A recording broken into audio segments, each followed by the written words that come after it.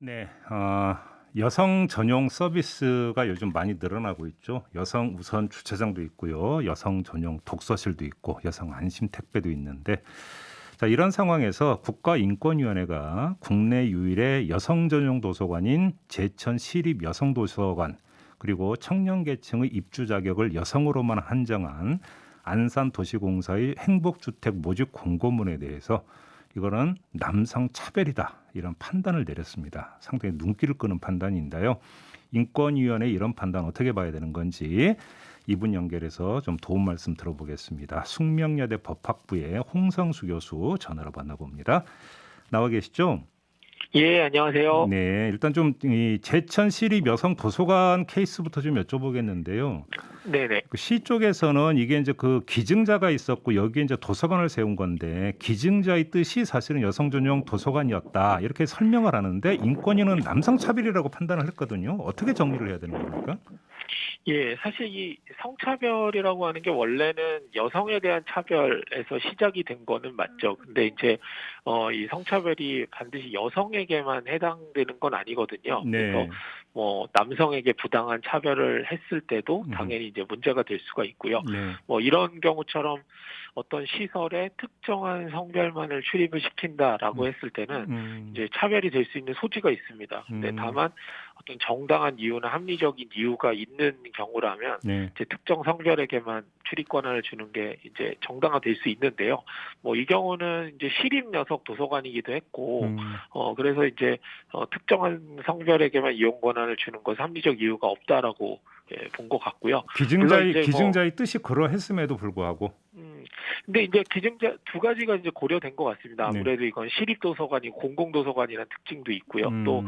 이제 할머니의 뜻을 기리는 거는 중요하지만 네. 그것이 이제 남성은 을 못 들어오게 해야지만 그 뜻을 기릴 수 있는 건 아니다. 음. 이제 뭐 그런 식으로 해석을 해서 아마 이제 남성 차별이라고 하는 그 판단을 내린 것 같습니다. 그러면 지금 그 교수님께서 시립이라는 점도 강조를 하셨으니까 한번 좀 예, 이걸 여쭤볼게요. 그럼 만약에 이 여성 예. 도서관을 건립하고 운영하는 주체가 공공이 아니라 민간이었다면 그때는 문제가 없는 겁니까? 민간인 경우라면은 조금 문제의 소지가 줄어들겠죠. 음. 줄어들고 그것이 이제 뭐 어떤 차별을 조장하는 효과를 낸다거나 네. 어떤 특정한 성별을 배제하는 효과를 내는 그런 게 아니라면은 음흠. 이제 그런 뜻이 이제 존중될 수는 있는데요. 예. 근데 그것이 뭐 특정 성별을 배제하는 어떤 효과를 가져온다거나 음. 그리고 그럴 만한 충분한 이유가 없다라고 판단이 된다면은 네. 뭐 이제 민간의 경우에도 문제가 될 수는 있습니다. 알겠습니다.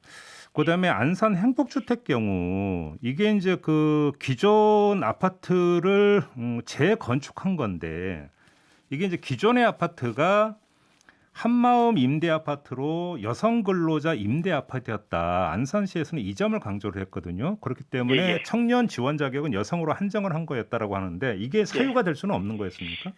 그러니까 그것도 이제 예전에 여성 임대 주택이었다는 것만으로 예. 이제 새로 이제 재건축을 해서 만든 거 아닙니까? 예. 그랬을 때 또 이제 여성에게만 이 입주 자격을 지원하는 게 음. 과연 타당한 이유가 음. 있느냐라고 했을 때 뭐 그렇게 보기는 어렵다라고 이제 판단을 한 거겠죠. 그래요. 예. 알겠습니다. 아무튼 그게 뭐 대상이 남성이든 여성이든 이게 중요한 게 아니라 그 특정한 어떤 집단을 배제하는 것 자체가 차별에 해당이 된다. 이제 큰 틀에서 보면 이렇다라는 이야기가 되는 네, 거죠. 맞습니다. 예, 예. 알겠습니다. 그다음에 이 문제를 좀 여쭤볼게요. 인국공 예. 사퇴라고까지 불렸던 거 있지 않습니까? 네, 네. 인천국제공항공사의 비정규직을 이제 그 정규직으로 전환하는 거에 대해서 이건 평등권 침해에 해당이 되는 거 아니냐라는 소송, 그다음에 진정까지 갔지만 법원에서도 이게 이제 그 차별 아니다. 이렇게 평등권 침해 아니다는 판단 내렸는데 자, 그러면 위 두 사례하고 인국공 사례는 전혀 다른 거라고 봐야 되는 겁니까? 요거는 이제 조금 논점이 좀 다른데요. 예. 일단 이제 차별이 되려면 이제 비교 대상이 있어야 됩니다. 아까 음. 같은 경우에는 네. 뭐 여성은 출입할 수 있는데 남성은 출입하지 못했다. 이렇게 이제 비교가 된 거잖아요. 예. 근데 이 경우에도 이제 비교가 돼야지만 차별력을 판단할 수가 있는데 예. 뭐 이 경우에는 뭐 정규직과 비정규직 사이, 그 다음에 2017년 5월을 기준으로 해서 그 네. 전에 입사한 비정규직하고 그 이후에 입사한 비정규직, 음. 그 다음에 비정규직 중에서도 비정규직하고 그다음에 취업 준비생들 예. 사이에 어떤 차별이 있었다라고 하는 진정이었거든요. 예. 근데 사실 그 차별로 인해서 구체적으로 어떤 피해를 입었는지가 좀 불분명하고 또 취업준비생 같은 경우에는 구체적으로 특정될 수 없는 집단이기도 하거든요. 그래서 어떤 특정한 집단이 다소 이득을 얻은 것 같은 부분은 있지만 예. 그렇다고 해서 다른 집단이 구체적으로 예. 어떤 피해를 입은 거다라고 볼 수는 없기 때문에 이제 차별이 아니다.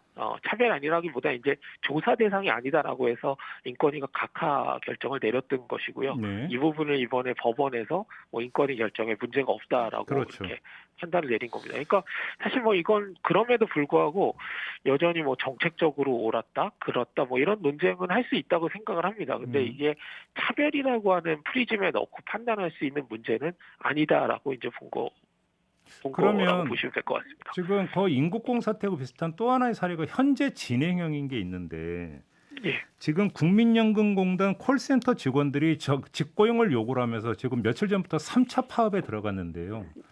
근데 지금 국민연금공단 노조는 이거는 공정성 위배라고 지금 또 반발을 하고 있다고 그러는데 이 문제는 어떻게 봐야 될까요, 그러면? 그럼 이것도 이제 어떤 특정한 집단에서 차별이 발생하고 있는지를 봐야 되는데요. 이거는 뭐 이 콜센터 직원들이 예를 들면 고용 형태의 차이 때문에 나는 비정규직이기 때문에 정규직에 비해서 부당하게 차별을 받고 있다라고 한다면은 이제 직고용을 해달라고 요구할 수는 있겠죠. 네. 그런 부분들이 이제 차별이라고 하는 문제로 제기될 수가 있는데요.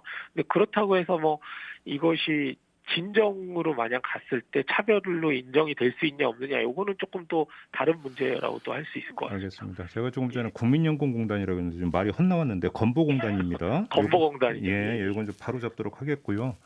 알겠습니다. 지금 교수님 연결한 김에 좀 여쭤볼 게 많아서 또 네. 하나의 사례를 좀 여쭤볼게요. 지금 국회 네. 차별금지법이 지금 계류되는 상황 아니겠습니까? 네네. 근데 교육부가 최근에 이 차별금지법의 대상에서 학력을 빼달라고 요구를 했다고 합니다. 이거 네. 어떻게 봐야 될까 이 문제는?